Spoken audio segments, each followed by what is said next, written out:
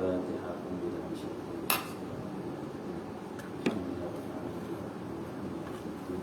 إياك نعبد ونستعين والصراط المستقيم صراط الذين أنعمت عليهم الرحمن الرحيم. الحمد لله رب العالمين والصلاة والسلام على أبي القاسم الأمين سيدنا محمد وعلى آله وصحبه أجمعين. سبحانك لا علم لنا إلا ما علمتنا إنك أنت العليم الحكيم. لا حول ولا قوة إلا بالله العلي العظيم. رب اشرح لي صدري ويسر لي أمري واحلل عقدة من لساني يفقهوا قولي وسدد لساني واهدي قلبي بحق سيدنا محمد صلى الله عليه وسلم.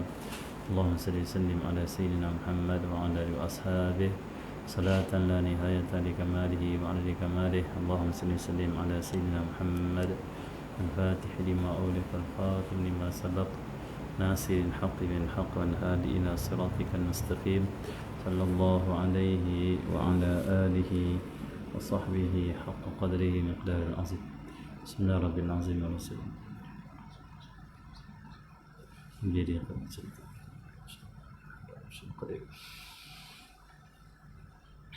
بسم الله الرحمن الرحيم. قال الإمام الحجاج رضي الله تعالى عنه ونفعنا بالآيات. Kata Imam Abdullah bin Alawi al-Haddad,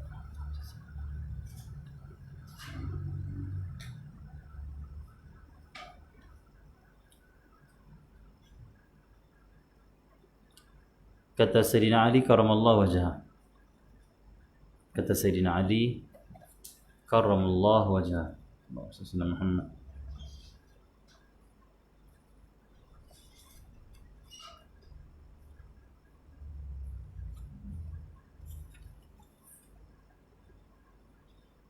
kata Sayyidina Ali karramallahu wajhah, tidak ada ibadah setanding tafakkur.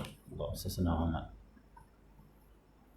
tidak ada ibadat setanding tafakkur.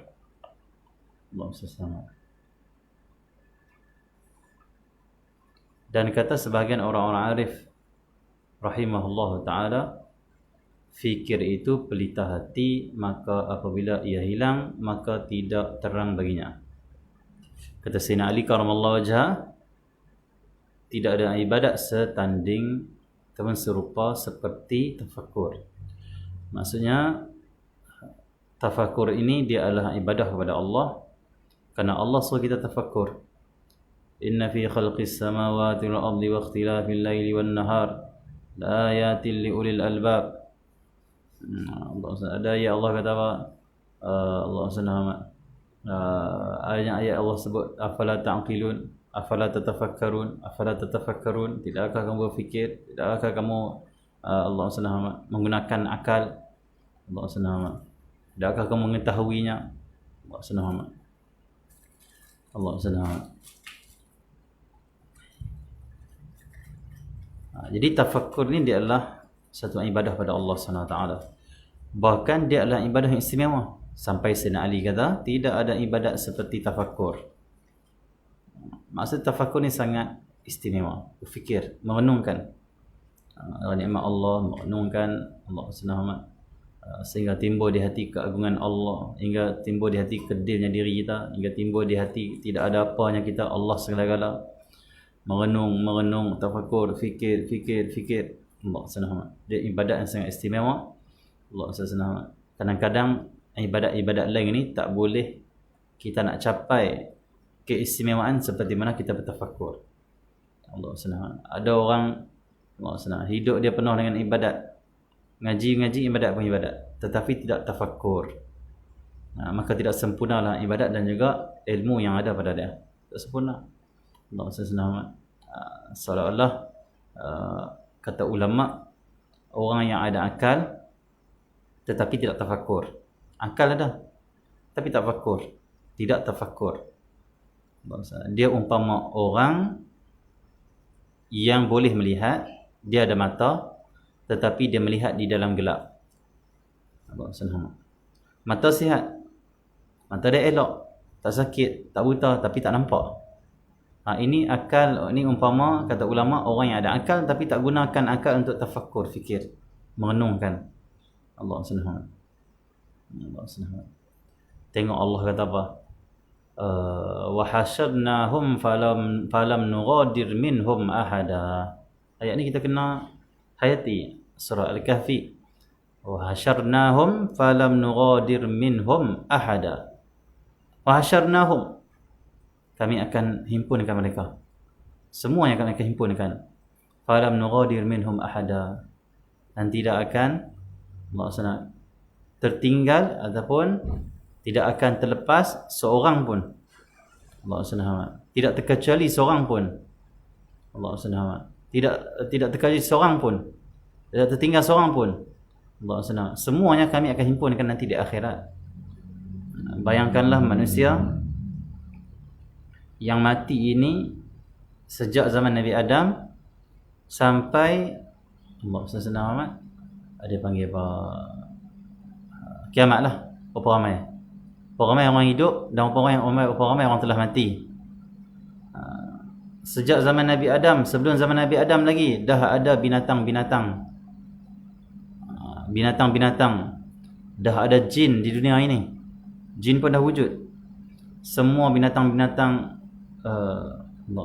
yang perlu diadili, dan juga semua jin-jin yang ada sebelum cipta manusia lagi, semuanya akan dibangkitkan nanti di akhirat, akan dipertanggungjawabkan, akan dipersoalkan. Berapa ramai itu kalau manusia saja? Berapa ramai itu sejak zaman Nabi Adam sampai ke kiamat? Berapa ramai? Tapi dalam ramai-ramai manusia ini, Allah kata apa? Wa hasyarnahum falam nughadir minhum ahada. Seorang pun tak akan tertinggal, seorang pun tak akan terlepas. Semuanya akan dibangkitkan balik, semuanya akan dihimpunkan balik. Allah SWT, betapa hebatnya Allah SWT. Kerana kalau kita manusia ni, kalau kita Allah SWT nak cari ataupun nak panggil seorang-seorang yang ada di negeri Kedah ni, kita tak mampu dah. Nak impunkan pun tak mampu.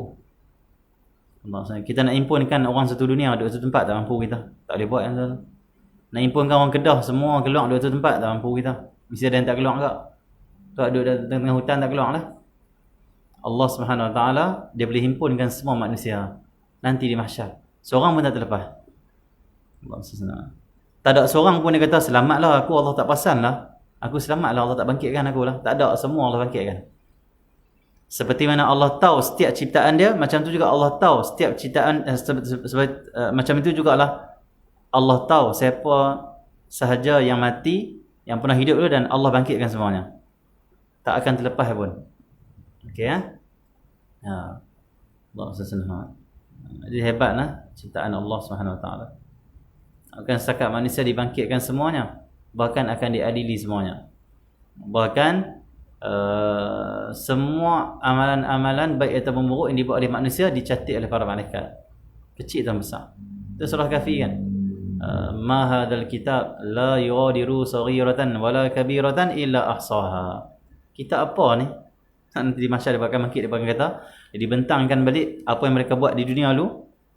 Mereka akan terkejut, manusia akan terkejut, akan mengatakan ma li hadzal kitab la yughadiru saghiratan wala kabiratan illa ahsaha. Kitab apa ni? Apa ni kitab ni? Maksud dia apa? Peliknya kitab ni. Apa punya kitab ni? Kecil ke besar ke semua ditulis. Yang kami cakap sepatah pun ditulis, kami cakap 10 patah pun ditulis. Allah SWT. Apa sahaja yang dibuat oleh manusia, kecil atau besar, Allah SWT, kebaikan kecil atau besar, dosa kecil atau besar, semua ditulis oleh para malaikat. Sedih. Kejut lah. Kejut. Okay ya. Semua tu dalam takbiran dan dalam kuasa Allah, dalam kerajaan Allah Subhanahu Wa Maha Hebat. Okey ya. Jadi orang yang ada akal tapi tak gunakan untuk tafakkur, untuk merasa keagungan Allah, kehebatan Allah dan sebagainya, orang ni dia umpama ada mata dah sihat, tak buta, tapi dia melihat dalam gelap. Akal tu umpama mata. Dia fikir itu umpama cahaya. Yang cahaya itu kita gunakan untuk melihat. Allah SWT. Lemahnya kita manusia ini, tak kira orang itu sultan ke, menteri ke, YB ke, Allah SWT, siapa lagi, pendekar ke dia, orang kaya ke, Tak kira siapa pun dia, title apa pun dia. Kita ni nak melihat mesti kena ada cahaya. Padahal kita ada mata, tapi kita tak boleh lihat kalau tak ada cahaya. Kenapa waktu siang kita boleh lihat? Sebab ada matahari, ada cahaya. Kenapa waktu malam kita boleh lihat? Boleh jalan, boleh lihat, boleh tampak itu, nampak ini. Sebab ada lampu. Bayangkan kalau di dunia ni, di alam ni tidak ada cahaya. Kita umpama tidak ada mata. Belaga sama-sama kita, belaga dinding, belaga itu, belaga ini. Tak tahu apa yang ada. Tak tahu warna apa. Tak tahu makanan macam mana. Tak tahu, apa pun tak tahu. Lemahnya kita ini, kita ada penglihatan tapi kita tak lihat terus. Kita perlu pula bantuan daripada cahaya. Dan cahaya itu pula bukan jadi sendiri. Allah ciptakan, Allah yang jadikan. Maksudnya Allah sayangnya pada manusia sampai Allah jadikan mata, bukan sekat mata. Allah jadikan apa yang boleh manusia lihat dengan mata tu. Matahari. Sebab itu kata Syekh Abdul Qadir Al-Madili rahimahullah ta'ala dalam kitab Penama Bagi Hati. Dia kata apa? Siapa guna mata ada tengok yang haram, dia telah mengkufuri nikmat Allah Subhanahu Wa Ta'ala. Allah SWT yang ada di langit dan bumi, kata dia. Mata guna lihat yang haram. Orang ini dikira dia telah mengkufuri nikmat Allah yang ada di langit dan ada di bumi. Maksudnya apa? Kata dia, mata ni yang pertama nikmat Allah. Yang kedua, mata tak akan boleh lihat kalau tak ada cahaya yang dijadikan oleh Allah. Siapa yang tengok yang haram, guna mata dia tengok yang haram, dia kufuri nikmat mata dan dia kufuri nikmat cahaya. Matahari tu di mana? Di langit sana. Maka dia telah mengkufuri nikmat yang ada di langit. Bahkan tidak akan mungkin ada matahari kalau tidak ada langit. Langit adalah betul matahari. Maksudnya apa? Orang tu telah mengkufuri nikmat langit, nikmat matahari. Kalau dia tengok yang haram. Bahkan dia telah mengkufuri nikmat yang ada di bumi. Sebab kata Syekh Abdul Qadir Al-Madili, kalau tidak ada bumi macam mana kita nak hidup? Kalau tidak ada bumi macam mana fungsi matahari? Maka kita bila tengok yang haram, kita telah mengkufuri nikmat bumi. Kerana di bumi ni kita hidup, dengan di bumi inilah fungsinya mata kita, boleh fungsinya mata kita. Dan kita telah mengkufuri apa yang di langit, termasuk langit tu sendiri kita kufuri nikmat Allah di langit. Kita kufuri nikmat Allah langit dan kita kufuri nikmat Allah apa yang di langit itu matahari. Siapa tengok yang haram, dia kufuri nikmat Allah di bumi dan juga di langit. Bahkan langit dan bumi itu termasuk nikmat Allah yang dikufuri. Kata Syekh Abdul Qadir Al-Madili, taubat daripada Allah, kena taubat daripada Allah. Kita tengok yang haram, bukan setakat taubat kita tengok yang haram. Bahkan taubat kita tak mensyukuri nikmat matahari. Taubat kita tak mensyukuri nikmat langit. Taubat kita tidak mensyukuri nikmat bumi. Bumi dan langit jangan kufuri nikmat ni. Ini nikmat besar yang Allah jadikan. Itu Syekh Abdul Qadir Al-Madili rahimahullah ta'ala dalam kitab Penuh Hati, sampai macam tu terangnya hati dia dapat melihat. Kita dah ingat tengok yang haram ni kita dosa mata tak. Dia ingat kita ni tengok yang haram kita kufuri nikmat mata tak. Nikmat langit, nikmat bumi dan nikmat apa yang di langit dan apa yang di bumi. Semuanya. Okey ya. Assalamualaikum. Dia kata berkait semua, kata dia. Berkait semua. Lemahnya kita ini nak lihat pun tak boleh lihat terus, kena ada cahaya pula. Assalamualaikum. Okey ya. Jadi orang yang berakal tetapi tidak guna tafakur, fikir, orang ni umpama orang yang ada mata tapi tidak ada cahaya untuk dilihat. Akal itu umpama mata, cahaya itu umpama tafakur, cahaya itu umpama pada tafakur itu umpama cahaya. Okey ya. Sebab tu kata Arif billah, fikir itu pelita hati. Maka apabila ia hilang, maka tidak terang baginya. Fikir, tafakur itu dia adalah pelita hati, lampu pada hati itu. Maka apabila ia hilang, tak ada tafakur, maka tidak terang baginya. Hati tak akan terang. Hati dibuta, hati digelap. Na'udzubillah min dzalik. Terus jalan-jalan berfikir itu banyak. Maka daripadanya yang mana ia yang paling baiknya, bahawa kamu berfikir pada keajaiban benda-benda buatan Allah Subhanahu Wa Taala, yang personalkan dan kesan-kesan kudratnya yang batin dan yang zahir, dan apa yang berselerakkan dalam tanda-tanda kebesarannya pada malakut bumi dan langit ini. Jalan-jalan berfikir itu banyak, kata Imam Haddad. Banyak cara untuk kamu fikir. Banyak jalan untuk kamu mencapai tafakkur. Maka daripadanya yang mana ia yang paling baiknya bahawa kamu berfikir. Maksudnya apa? Di antara yang banyak-banyak, Yang terbaik untuk kamu fikir adalah fikir pada keajaiban benda-benda buatan Allah. Fikir keajaiban ciptaan Allah. Makhluk-makhluk diciptakan oleh Allah Subhanahu Wa Taala. Yang personakan, yang indah, yang elok-elok, yang cantik, yang pelik-pelik, dan kesan-kesan kudratnya yang batin dan yang zahir. Maksudnya Allah SWT, kamu fikirkan juga Allah SWT, kesan-kesan penzahiran sifat kudrah Allah Subhanahu Wa Taala, perkuasa Allah Subhanahu Wa Taala yang batin dan yang zahir. Allah Maha berkuasa kan? Dia sifat berkuasa, dia Maha berkuasa. Allah SWT. Okey. Tapi mana bukti Allah Maha berkuasa? Mana bukti? Bukti dia apa? Dia menjadikan alam ini, menjadikan diri kita. Bahkan bukan setakat dia menjadikan kita, mencipta kita sebagai nikmat ke atas diri kita. Kerana nikmat itu ada dua. Yang pertama, nikmatu ijad, nikmat ijad. Yang kedua, nikmat imdad. Nikmat ijad, nikmat apa? Nikmat Allah ciptakan kita, Allah jadikan kita. Itu nikmat yang besar. Yang kedua, nikmat imdad. Imdad tu apa? Nikmat Allah support hidup kita. Allah hidupkan kita, Allah cipta kita, kemudian Allah beri lagi nikmat, iaitu nikmat imdad, iaitu nikmat Allah support hidup kita, Allah cukupkan keperluan kita. Okey ya. Dalam banyak-banyak nikmat Allah Subhanahu Wa Taala, Allah SWT, yang Allah kurnia pada kita, semua itu Allah SWT adalah kesan-kesan kudrah Allah Subhanahu Wa Taala. Kuasa Allah, Allah yang berkuasa untuk memberi rezeki, Allah yang berkuasa untuk memberi keperluan kita, mengurniakan nikmat kepada kita. Dia menciptakan, dia Maha berkuasa. Dan nikmat Allah Subhanahu Wa Taala, kesan-kesan kudrah Allah ada zahir, ada batin.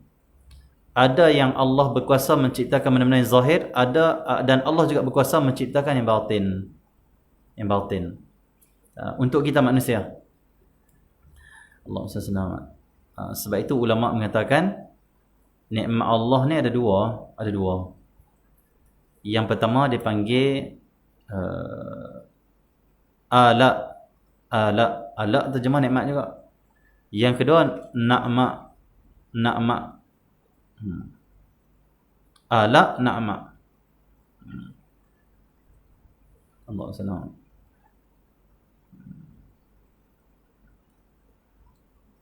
Apa itu ala?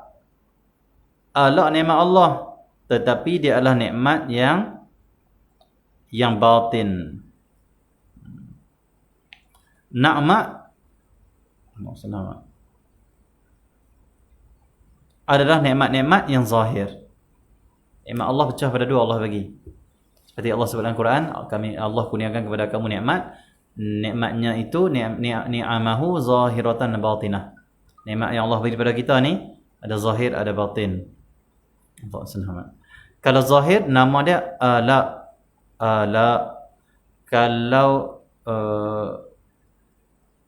Kalau zahir, nama dia na'ma. Kalau batin, nama dia ala. Okey ya. Allah SWT. Contoh nikmat-nikmat Allah yang disebut ala, iaitu nikmat yang batin. Dan contoh ala, contoh na'ma itu nikmat yang zahir. Contoh apa? Okey. Kedua tangan kita ni dia panggil nikmat Allah yang Allah kurnia kepada kita yang jenis ala. Ala ada apa? Nikmat zahir. Allah cipta daging kat kita ni, tulang, urat, darah yang ada kat tangan kita ni, dia panggil nikmat Allah yang jenis ala. Tidak. Okey ya. Nama ke ala zahir. Betul, ala nikmat zahir. Tapi Allah bukan setakat cipta tulang, daging, kulit yang ada pada tangan kita ni.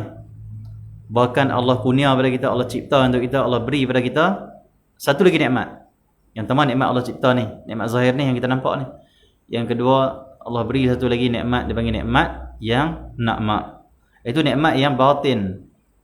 Apa tu? Kekuatan kita di tangan, yang ada di tangan ni, kekuatan. kekuatan yang di tangan ni. Allah SWT. Syukurlah pada Allah kita dapat dua-dua nikmat ni. Yang pertama nikmat ala, itu tangan kita. Yang kedua nikmat na'ma yang batin yang ada di tangan kita, itu kekuatan untuk angkat tangan, kekuatan untuk mengangkat barang. Kekuatan tangan ialah kurniaan pemberian daripada Allah juga, nikmat Allah juga. Sebab itu orang yang dia ada tangan tapi tak diangkat, dia itu Allah kurnia pada dia nikmat ala, tapi Allah tak kurnia pada dia nikmat yang na'ma. Na'ma tak dapat. Nikmat zahir dapat, nikmat batin tak dapat. Tak ada kekuatan untuk angkat. Contoh apa lagi, kedua kaki kita tu ala, kekuatan untuk jalan tu na'ma. Ya. Tapi ada orang ada kaki tak boleh berjalan, dia dapat satu ya. Okey ya. Dan ada pandangan mengatakan ala itu adalah nikmat yang Allah beri kepada kita, dan na'ma itu adalah terhindar daripada bala.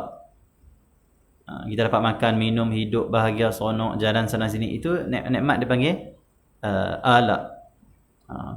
Dalam masa yang sama kita terhindar daripada penyakit, terhindar daripada musibah, terhindar daripada benda menimpa, buruk kepada kita, itu dipanggil na'ma. Itu pun nikmat juga. Nikmat Allah hindarkan kita daripada segala balak, musibah.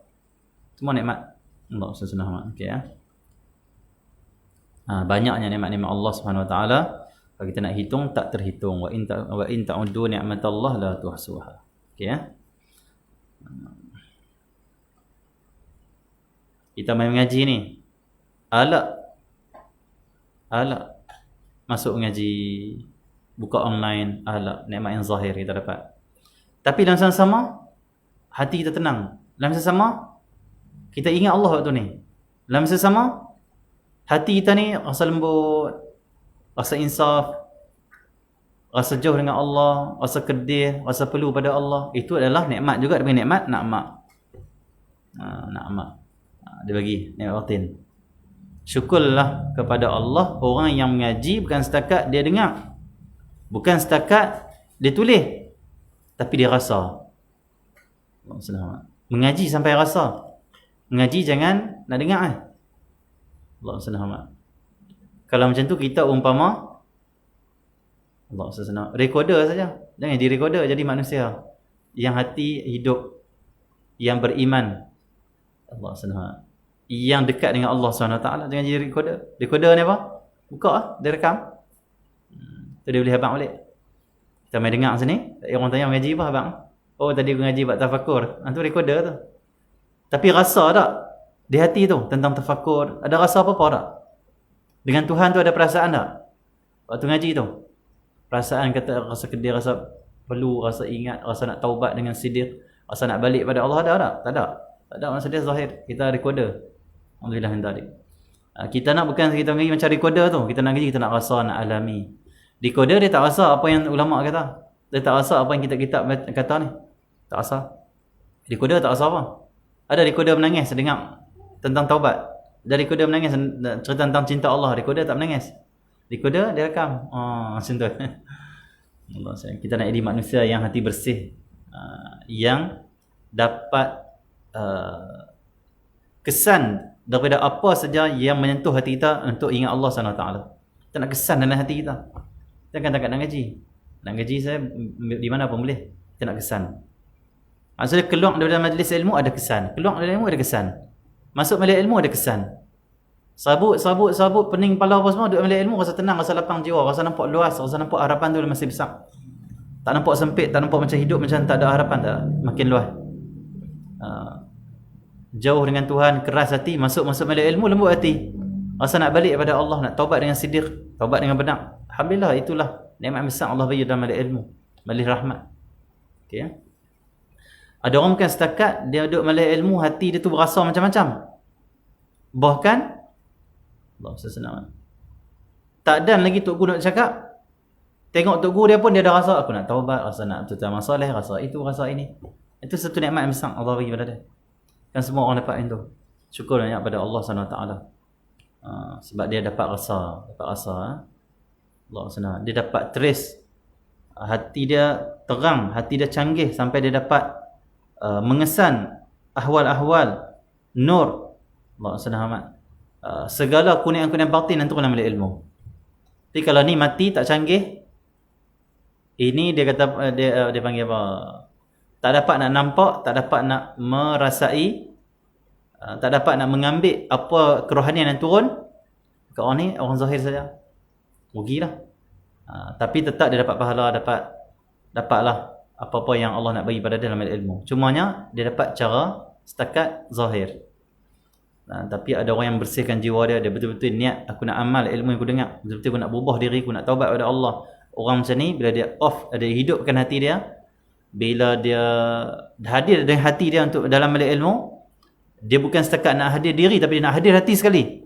Walaupun online, hadir hati. Banyak ingat Allah tu majlis ilmu.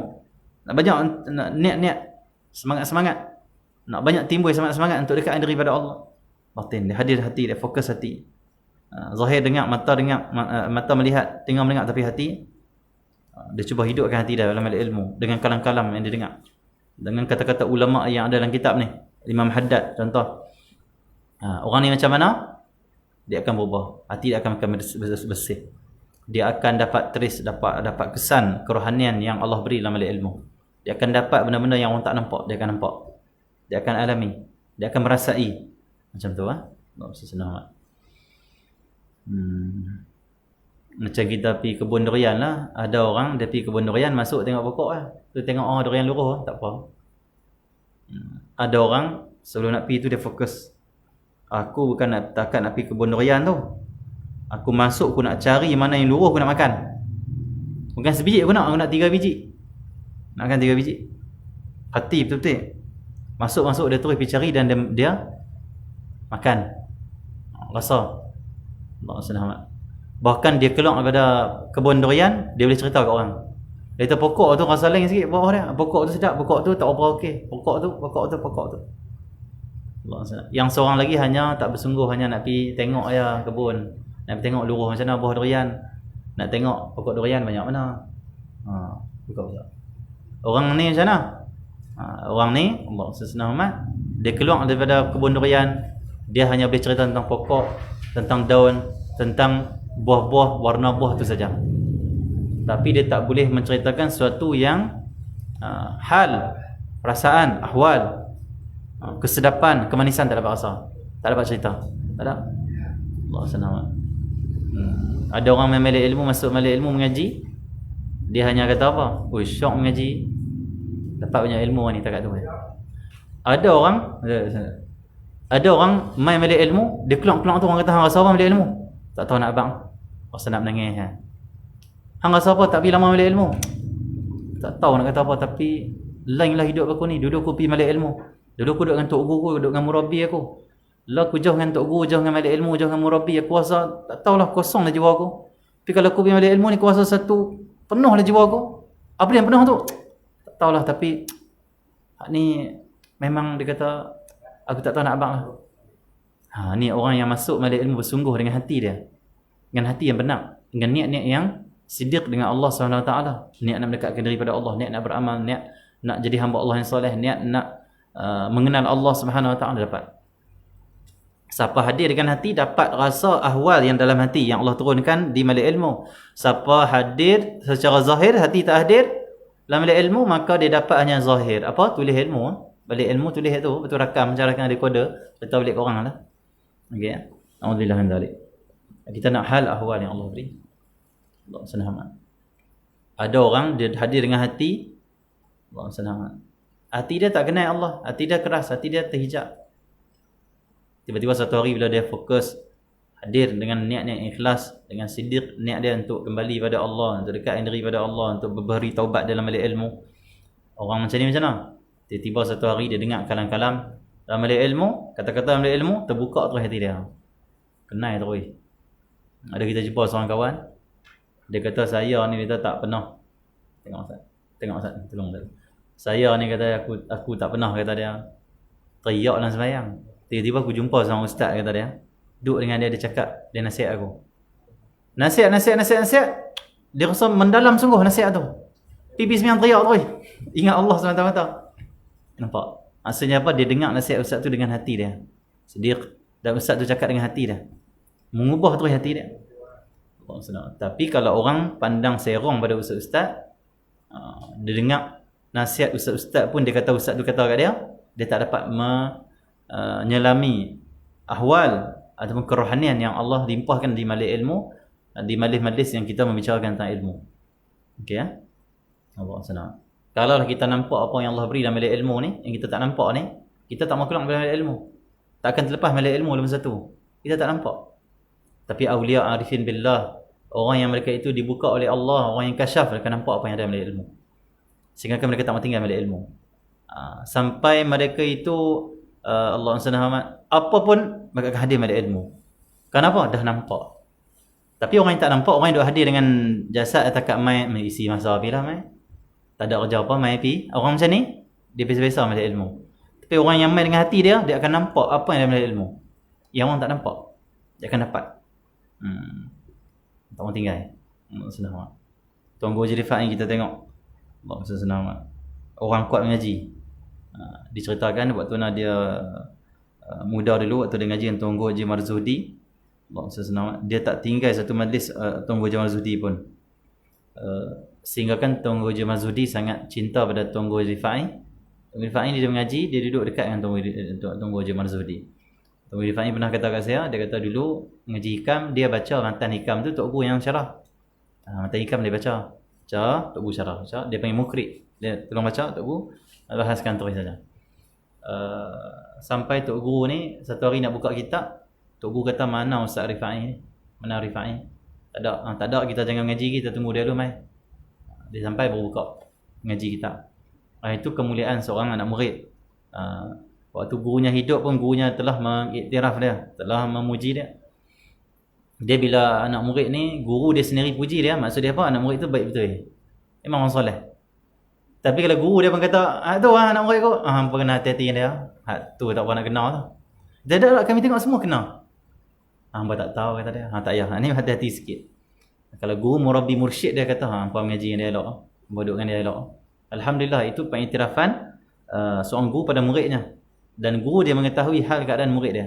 Dia tahu murid ni setakat mana, sidik tak sidik, cahaya hati dia setakat mana, amal dia setakat mana. Dan guru mengiktiraf, maksud dia alhamdulillah anak murid adalah seorang yang baik, seorang yang soleh. Bukan semua orang dapat nikmat diiktiraf oleh guru, bukan semua orang.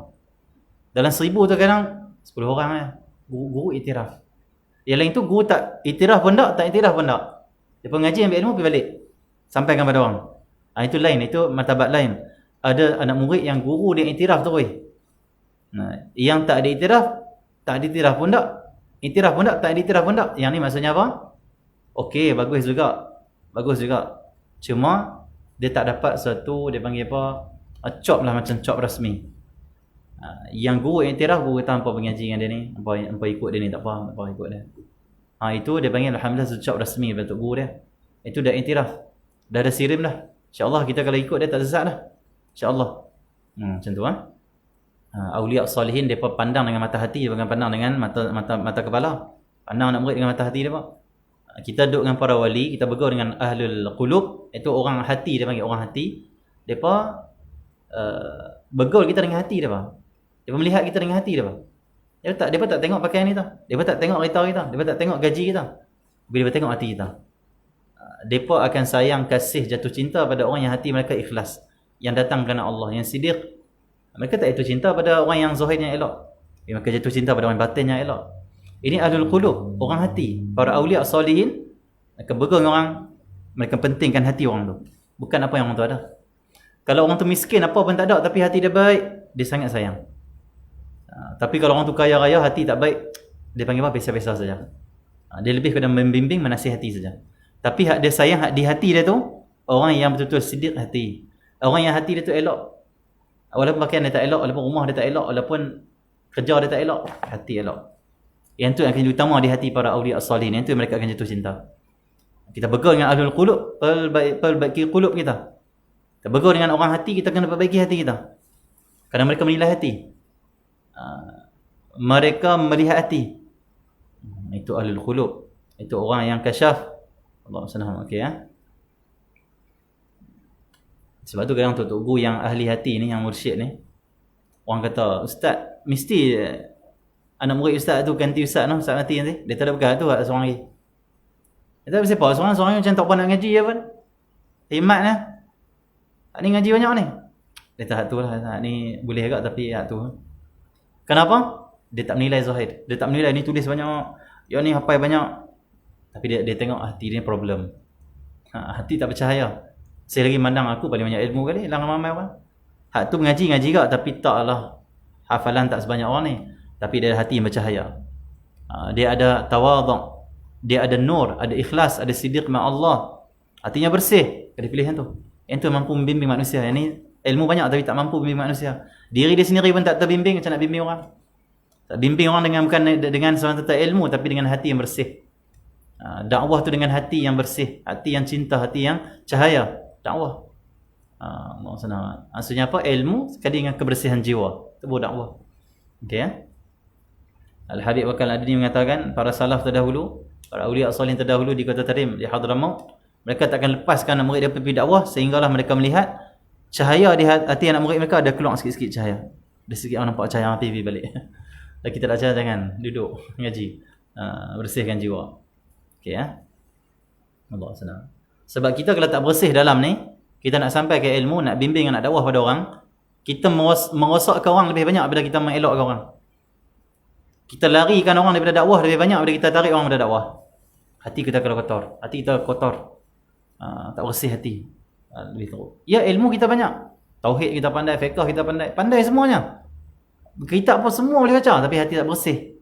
Kita banyak merosakkan daripada mengelakkan. Banyak kita melarikan orang daripada agama, daripada dakwah, daripada kita menarik orang.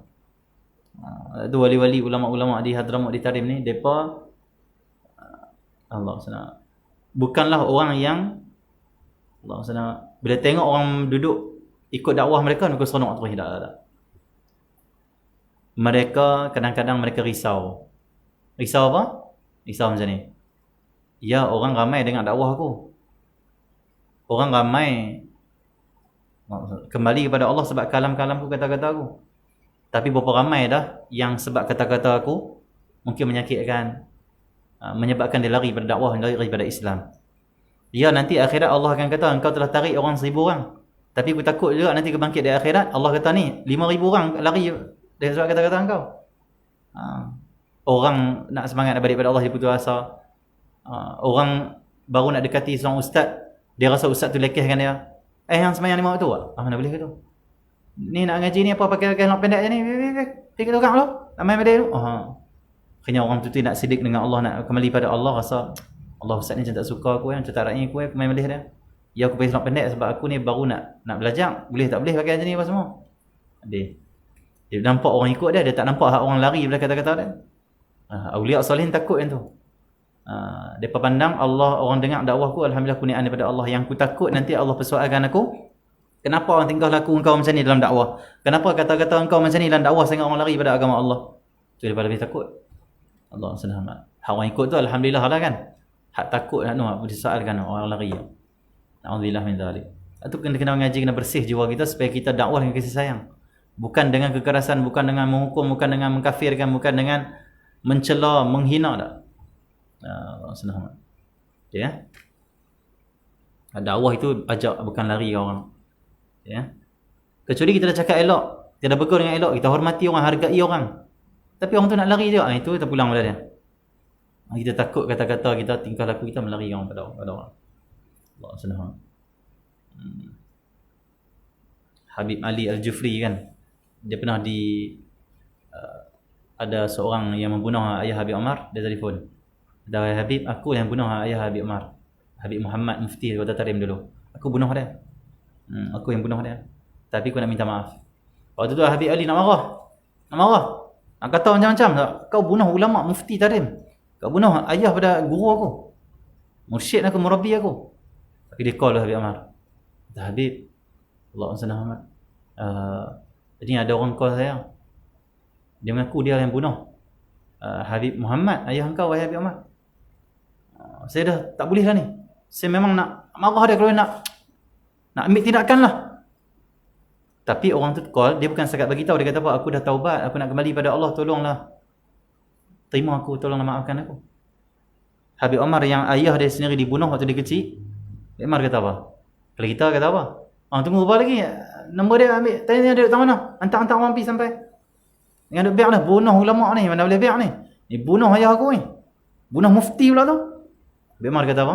Tak kata aku tahu Habib Umar kata apa? Wahai Ali, jangan kau keras dengan dia. Jangan kau marah pada dia.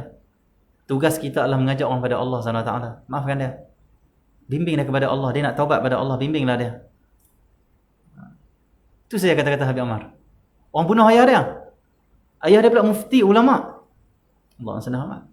Bukan setakat bunuh, colek pergi bunuh tang mana tak tahu, sampai hari ni tak tahu mana jasad ayah dia, tak tahu. Allah, Habib Umar. Tapi dia kata apa? Jangan kasari. Jangan kamu marah dia. Ajaklah daripada Allah. Tugas kita ajak orang pada Allah, bukan menghukum orang. Tu auliya salihin, tengok kehidupan mereka para ulama. Mereka takut kata-kata melarikan orang pada Allah. Dan berhati-hati. Ya, orang ni pernah sakiti aku, ya orang ni pernah bunuh ayah aku sendiri, ya orang ni pernah bunuh tok guru aku. Tapi rahmat Allah tu luas. Tapi tugas aku adalah mengajak orang pada Allah, bukan menghukum kamu ni tak guna, kamu ini boleh mampuslah kamu, tak ada. Tu mereka menerima siapa saja yang nak kembali pada Allah SWT. Cuba tengok orang kata kita, tiba-tiba satu hari nak minta maaf. Kenapa orang tak minta maaf? Tak mau maaf. Hang kata aku banyak dah, mudah nak maaf, mudah nak minta maaf aku, no? Tak. Jangan. Orang tu dah nak kembali pada Allah, orang tu nak perbaiki diri dia, kita tutup peluang dia. Kita putus asa, kita bagi dia putus asa pada rahmat Allah. Kita kena ingat, akhirat nanti Allah akan tanya. Dia tu nak balik pada aku, dia tu nak jadi hamba aku yang soleh, engkau tak maafkan dia. Kenapa engkau larikan, engkau sempitkan rahmat aku? Siap kita. Yang main-main. Orang nak minta maafkan saja. Jangan fikir apa yang dia buat pada kita. Fikirkan apa yang perlu kita buat pada dia. Apa hak kita pada dia, itu maafkan dia. Hak kita adalah bergaul dengan dia dengan baik. Sebab kita semua nak masuk syurga. Allah SWT. Okay, ya? Jangan adalah hati kita sikit pun merasa perasaan nak orang tu masuk neraka, nak orang tu masuk neraka. Kaum muslimin, tak mahu. Orang beriman lah, orang muslimin. Kalau ada macam tu perasaan hati kita, kita ni orang yang tak baik. Kenapa kita nak binasa orang? Kita nak kita bahagia. Tak bagus. Bukan Rasulullah dakwah macam tu, bukan Rasulullah ajak kita macam tu. Bukan agama didik kita macam tu. Itu penting jiwa bersih. Kalau jiwa tak bersih, tak faham macam tu. Dia faham sebaliknya, dia faham depa ni tak guna, biar masuk neraka lagi bagus pada masuk syurga. Jiwa yang bersih faham apa? Semua kena masuk syurga lah, semua umat Nabi sayang semua. Kan syurga Allah tu luas. Kan bagus sama-sama masuk syurga, sama-sama kita diampunkan oleh Allah. Itu jiwa bersih. Jiwa kotor tak ada kata dia depan ni masuk neraka lebih baik, ni jahat, tak guna ni orang ni. Akhirnya kita melarikan orang, menyebabkan putus asa pada rahmat Allah Subhanahu wa ta'ala min dzalik. Okey, ya. Tafakkur ini menambahkan makrifat kamu pada zat Allah. Tafakkurnya akan menambah makrifat pada zat Allah. Makrifat pada zat Allah maksudnya apa? Asal keagungan zat, asal kehebatan zat Allah Subhanahu wa ta'ala, sehingga dia mencintai zat Allah Subhanahu wa ta'ala dan sifat-sifatnya dan nama-namanya. Tafakkur tentang sifat-sifat Allah, tafakkur tentang nama-nama Allah, nama-nama yang indah. Walillahi asmaul husna fad'u, walillahil asmaul husna fad'uhu biha. Sungguhnya Allah menggalakkan di atasnya dengan firman-Nya. Katanya, perhatikanlah apa yang ada di langit dan di bumi. Allah Subhanahu wa ta'ala galakkan kita untuk fikir apa yang di langit dan di bumi dengan firman Allah surah Yunus, qul inzuru madza fis samawati wal ard. Perhatikanlah apa yang ada di langit dan di bumi. Allah suruh perhati, tengok. Perhati di sini qul inzuru. Dia ada ra'a, ada nazara, ada ra'a dan nazara. Kalau nazara ni, nazara yanzuru, unzur, fi'il amal dia unzur. Kalau jamaknya unzuru, maksudnya apa? Kalau unzur daripada kata nazara ini, lihat. Kalau ra'a, lihat juga. Ra'a lihat, nazara lihat. Tetapi ra'a ni dia lebih pada melihat dengan mata, lihat dengan mata. Contoh dia tengok, Allah selamat, dia tengok siapa? Dia tengok apa? Dia kata ra'aitu, aku lihat dengan mata. Melihat semata-mata dengan mata dia panggil ra'a. Tapi melihat dan memikirkan apa yang kita lihat tu nazara. Bila Allah sebut nazara yanzuru unzuru, Allah selamat, nazara yanzuru unzur. Kalau jamak unzuru, bila Allah kata unzuru maksudnya apa? Kamu lihat dan kamu fikir, kamu renungkan apa yang kamu lihat tu. Lihat dan renung apa yang ada di langit dan apa yang ada di bumi. Tengok langit bukan jangan tengok saja. Allah, langit ni siapa tak boleh buat langit? Kerajaan mana pun mai tak boleh buat langit. Langit Allah buat tanpa tiang. Langit pula berlapis-lapis.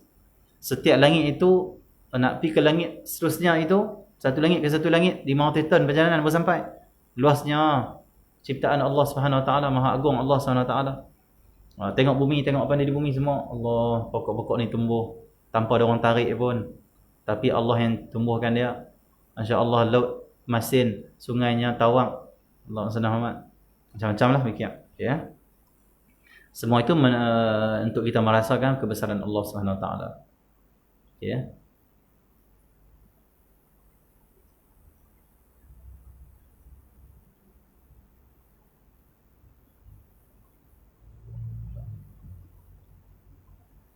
Allah cipta kuman banyak di dunia ni.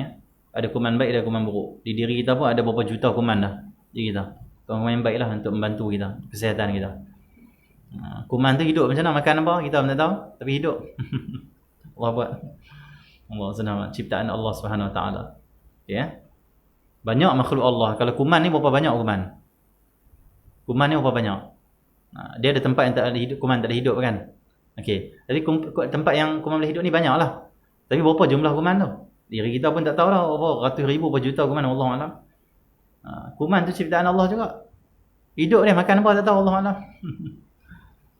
Sekecil-kecil makhluk pun Allah buat ada fungsi dia.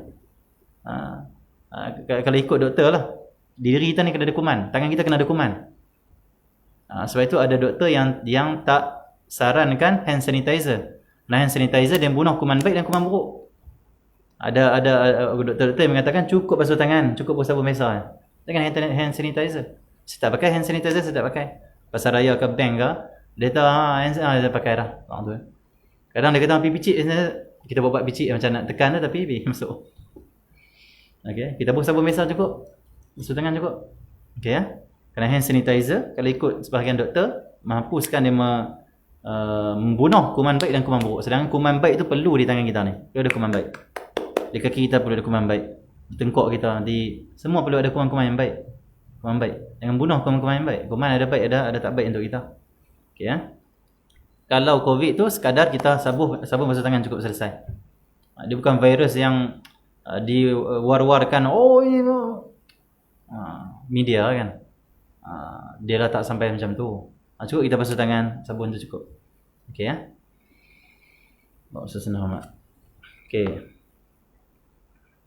Jadi Allah SWT cerita apa tu? Cerita kuman. Tengok Allah cipta kuman pun kecil benda buat ada fungsi dia. Fungsi dia. Sihat kita sebab kuman ada pada diri kita, sihat kita. Kuman yang baik ada diri kita, sihat kita. Masya-Allah, Allah jadikan benda yang kita pun tak nampak tapi ada fungsi untuk diri kita. Fikir apa yang Allah jadikan. Allah. Okey ya. Allah SWT.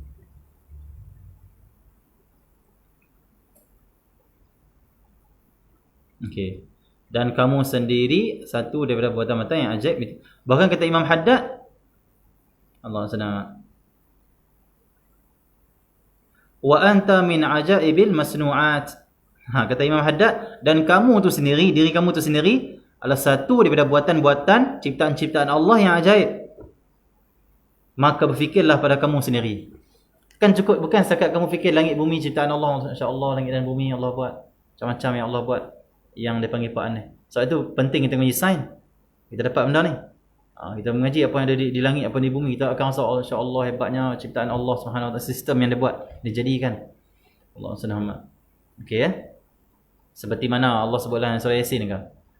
Setiap dia panggil apa, bulan apa semua ni, benda-benda bulan kan matahari yang Allah kata mereka beredar dalam garisan mereka masing-masing, orbit mereka masing-masing. Ada sebut dalam Quran. Di alam sana, di semesta sana, di sana, alam angkasa sana, dia panggil apa, planet-planet mereka bergerak dengan dalam orbit mereka sendiri. Bumi bergerak orbit, semua orbit garisan tu. Siapa yang buat? Allah lah, bukan jadi sendiri. Dan masing-masing tak sentuh, masing-masing tak berlaga. Kenapa? Dia ada landasan dia. Allah yang jadikan semuanya. Maha hebat Allah Subhanahu Wa Taala. Okey ya. Jadi diri kamu sendiri adalah ciptaan Allah yang sangat ajaib, maka fikir tentang diri kamu sendiri pun dah cukup dah. Kamu rasa Allah kagumnya dengan diri yang Allah cipta ni. Yang Allah buat pada diri kita ni macam-macam. Ya. Allah senang. Kita jaga jantung gerak, tidur banyak jantung gerak, tak stop tak stop. Okey ya. Allah senang.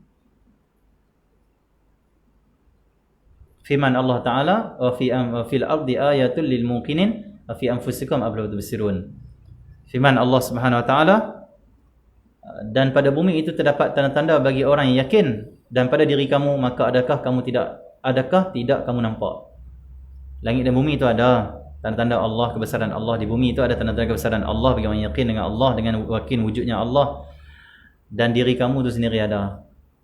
Kamu tak nampak kata Allah, afala tubsirun, kamu tak lihat kata tak nampak ke? Diri kamu ada. Okey, satu, Sayyidina Abu Bakar As-Siddiq, di antara kelebihan Sayyidina Abu Bakar As-Siddiq, dia orang yang banyak tafakkur. Orang pernah tanya pada isteri Sayyidina Abu Bakar As-Siddiq, apa yang dibuat oleh Sayyidina Abu Bakar As-Siddiq di rumah. Dia tadi antara yang diamalkan oleh Sayyidina Abu Bakar As-Siddiq, kadang-kadang satu malam itu Sayyidina Abu Bakar As-Siddiq tak tidur, dia habiskan dengan tafakkur. Itu menangis. Di antara ibadat utama Sayyidina Abu Bakar As-Siddiq adalah banyak tafakkur. Okey, tafakkur dalam diajar oleh Rasulullah, diajar oleh Quran ni bukan macam tafakkur Shaolin tu. Tafakkur tak tahu? Tak tahu tafakkur dia nak cari titik, dia panggil titik apa tau. Itu Shaolin, dapat titik tu terbang terus. Dapat titik tu berjalan tahiyat. Dapat titik tu dia boleh berlari atas pokok. Masya-Allah, macam monyet nah. Apa hebatnya jadi macam monyet. Dapat titik tu tiba-tiba dia boleh, dia panggil apa? Pumping guna satu jari lah. Titik tu. Kalau dapat titik tu, orang tikam tak tembus. Tak tahu tafakkur dia tu duduk tu. Dia panggil betapa. Tafakkur ni bukan betapa. Tafakkur ni kita pandang Allah buat cerita ni, Allah hebatnya Allah jadikan ini, Allah ini. Okey Tafakkur dalam Shaolin ataupun dalam dia panggil apa? Agama-agama lain tu, tafakkur depa dia panggil apa, ataupun tenangkan fikiran depa, betapa depa itu bukan untuk Allah, bukan untuk mengenal Allah, tapi untuk mereka mencari kehebatan diri sendiri. Kita Islam untuk mencari Allah hebat, aku kedil, aku tak ada apa. Depa nak capai kehebatan diri, tak ada nak capai kehambaan kepada Allah, aku tak ada apa ya Allah. Semua Engkau ya Allah. Hidup jadi yakin, hidup jadi tawakal kuat, hidup jadi bergantung pada Allah kuat. Kenapa? Yakin Allah ada, Allah wujud, Allah Maha Kuasa, Allah. Depa tafakkur keluar daripada gua dan sebagainya, akhirnya jadi orang bergantung pada diri sendiri. Rasa diri sendiri kuat. Akhirnya dia kata siapa sentuh aku mesti kena. Siapa tikam aku tak tembus. Gantung pada diri sendiri. Apa hebatnya? Allah senang kan? Tapi kita nak jadi hamba, nak bergantung pada Allah. Allah Maha hebat, Allah Maha agung, kita tak ada apa. Pasal segala-gala Allah Subhanahu Wa Taala. InsyaAllah kita akan sambung pada perenggan seterusnya esok. Ketahuilah bahawa selgia kamu berfikir pada nikmat-nikmat Allah dan sokongan-sokongannya yang dia sampaikan kepada kamu. Sallallahu alaihi wasallam. Al-Fatihah.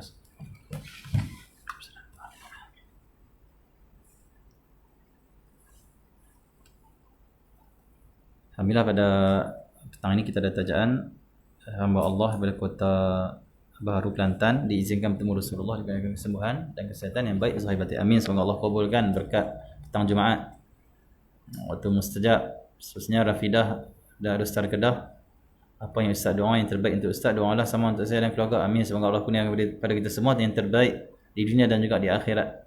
Khususnya Syariza Shah dan Syafiqah Samad daripada Ampang, semoga dikurniakan ma'rifah, dimatikan husnul khatimah, mendapat syafaat, diampunkan dosa dan dicintai Allah dan Rasulullah, dilindungi dan terselamat dari fitnah akhir zaman, dikurniakan istiqamah. Semoga Allah Subhanahu Wa Taala, Allah Sayyidina Muhammad memuliakan semua niat-niat ini. Sebenarnya Husfi Zurah Johor, mohon doakan ibu bapa kami, adik-beradik kami dan seluruh adik keluarga kami agar sesa dalam rahmat Allah, diselamatkan dari fitnah akhir zaman dan mati dalam husnul khatimah.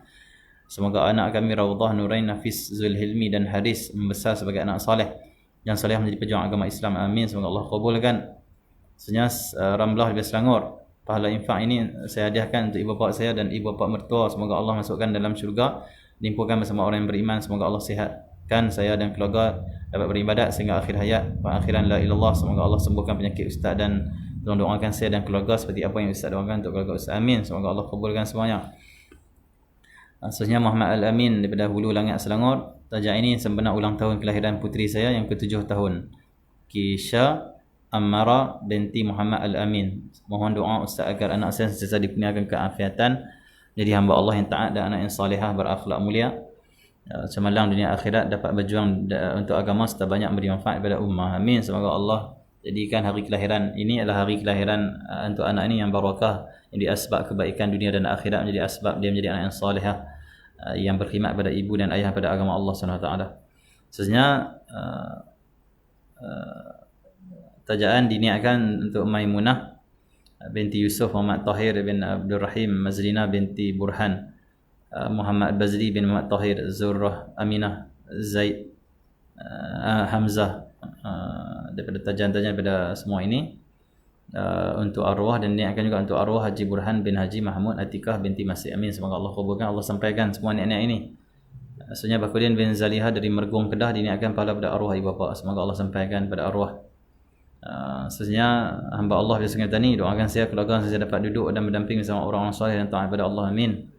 Sebenarnya Ustaz Muhammad Akmal Rushdi bin Akram Zaki daripada Bandar Baru Bangi Selangor minta Ustaz doakan agar keluarga kami dapat keredaan, keberkatan rezeki, mendapat rahmat dan makrifat Allah, dapat taufik menuntut ilmu dan mengamalkannya sepanjang hidup. Amin. Allah kabulkan semuanya. Sebenarnya Akmal Fahim bin Fakhr Razi daripada Kuala Batas Kedah, doakan saya cepat sembuh. Doakan semoga saya terus kuat dan tabah dalam menghadapi ujian. Doakan semoga Allah bersihkan hati saya, Allah kurniakan makrifat mengenal Allah dan diberikan kebaikan dunia dan akhirat, dapat ridha dan kasih sayangnya serta selamat dari fitnah akhir zaman. Begitu juga umat Islam. Amin. Nuridayu Zainun daripada Selangor, semoga Allah sentiasa memudahkan perjalanan saya dan keluarga semua ahli kuliah mendapat makrifat cinta Allah dan Rasulullah. Amin. Allah Muhammad. Sebenarnya hamba Allah pada Bandar Baru Salat Tinggi Sepang, mohon Ustaz doakan supaya kami sekeluarga diberi petunjuk setiap kali buat keputusan berkaitan urusan dunia dan akhirat, diampunkan dosa serta mati dalam iman. Amin. Semoga Allah kurniakan semua niat-niat ini. Sebenarnya Diana Shah Alam, doakan saya diberkati segala urusan dunia dan akhirat, dan Ustaz doakan semoga Allah kurniakan istiqamah pada saya untuk melakukan taatan dan jadi pendidik yang baik dan anak murid saya seperti Ustaz. Amin. Semoga Allah beri yang lebih baik lagi. Amin insya-Allah. Perjalanan Nik Dahana binti Megat, suami anak-anak, ibu mertua, arwah ibu bapa dan arwah bapa mertua dari Jitra Kedah. Doakan kami semoga keluarga mendapat bimbingan Allah berjalan mengenalnya. Amin. Semoga Allah kurniakan ma'rifatullah kepada kita semua. Khususnya Radiyah daripada Selangor, semoga memberi iman yang sempurna dan istiqamah beribadat sehingga akhir hayat. Semoga saya berada pada jalan kebenaran dan bersama orang yang benar di sisi Allah. Semoga Allah makbulkan hajat-hajat yang baik saya, keluarga dan semua orang Islam, supaya anak saya mendapat jodoh dengan orang yang soleh yang boleh bimbing dunia akhirat. Semoga selamatkan pembedahan anak istimewa saya dan beri kesembuhan dan penyakitnya. Amin. Semoga Allah selamatkan, Allah beri kesembuhan zahir dan batin. Sebenarnya Rabiatun Adawiyah binti Omar sekeluarga, anak Bukit Kedah, pahala diadakan buat arwah ibu dan ayah. Amin. Semoga Allah sampaikan. Daripada Cikgu Rizal Taman Kristal Sungai Petani, semoga Allah merahmati kehidupan kita serta diberi kuatan dan pertolongan untuk mentaati perintah Allah serta menjauhi larangannya. Amin. Yang seterusnya daripada Kajang Fatimah, mohon doakan diberi kesihatan yang baik kami sekeluarga. Amin. Semoga Allah beri kesihatan zahir dan batin. Yang terakhir adalah Idani ada Perlis, doakan saya mimpi jumpa Rasulullah. Semoga Allah pertemukan semua penajar kita ini dengan Rasulullah di dunia dan juga di akhirat, dalam mimpi mereka, di barzah mereka, dan juga nanti di mahsyar di dalam syurga bersama dengan Nabi Muhammad, dapat melihat wajah Nabi Muhammad sallallahu alaihi wasallam. Dan juga kepada kita semua, semoga Allah SWT menghidupkan hati kita, menghidupkan akal kita untuk kita berfikir tentang kehebatan Allah, keagungan Allah, sehingga timbul bahawa yang wujudnya hakiki adalah Allah, yang lain hanyalah sirna fana. Dan semoga Allah SWT jazbahkan kita untuk kita sampai kepada Allah. Semoga Allah SWT mengurniakan kita ma'rifah. Semoga Allah SWT menjadikan pandangan mata hati kita ini memandang tidak ada wujudnya hakiki melainkan Allah Subhanahu Wa Taala, dan supaya Allah Subhanahu Wa Taala mengurniakan kepada kita fana, baqa bersama dengan Allah Subhanahu Wa Taala. Wassallallahu alaihi wasallam. Alhamdulillah.